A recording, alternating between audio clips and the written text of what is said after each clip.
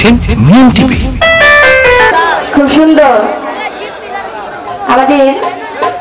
আমাদের জহির ভাই বন্ধনা করেছেন, খুব সুন্দর একটি বন্ধনা। যাই হোক, বন্ধনার পরের একটি গান গাইলেন, যেহেতু কমিটি পালা আগেই দিয়ে দিয়েছেন। কি পালা? নবুয়ত এবং বেলায়েত। তো বেলায়েত যিনি গাইবেন অল বিশ্ব জাগানো সেই জহির পাগলা, আর নবুয়তি গাইব এই সারা বিশ্ব তো চিনেই না, বাংলাদেশটাই ধরে, এই সারা বাংলাদেশের একদম ছোটতম একজন শিল্পী।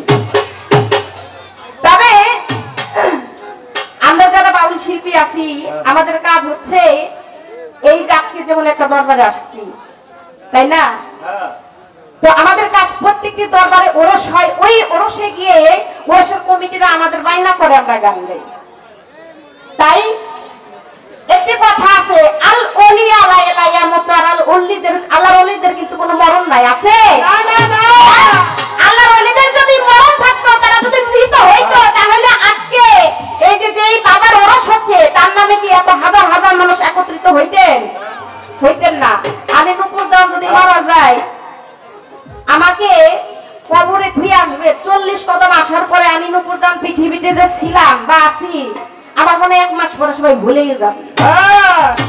কিন্তু আল্লাহর ওলি যারা, তারা কাল কিয়ামত পর্যন্ত তার নাম থেকে যাবে, তার বংশধর, তার সূত্রধর যারা, তাদের মাধ্যমে, আমাদের মতো মানুষের মাধ্যমে তাদের কোনো কীর্তন করতে থাকবো। জহির পাগলা তিনি একটা মাল্য পেয়েছিলেন, তিনি আমাকে কিন্তু মালাটা পরাই দিয়ে গেছে, তাই না? তো আমার মালাটা যদি তাকে না দেই, তাহলে অসুন্দর হয়ে যায় না? অবশ্যই অবশ্যই। মালা দেওয়া নেওয়া যা করার এই বন্ধনারা শুরুই করেন, পালার ভিতরে কিন্তু কোনো ছাড়াছাড়ি নেই, কোনো ছাড়াছাড়ি, তাই না? তাই এই দেওয়া নেওয়ার কাজটা আমি সেরে আলাই।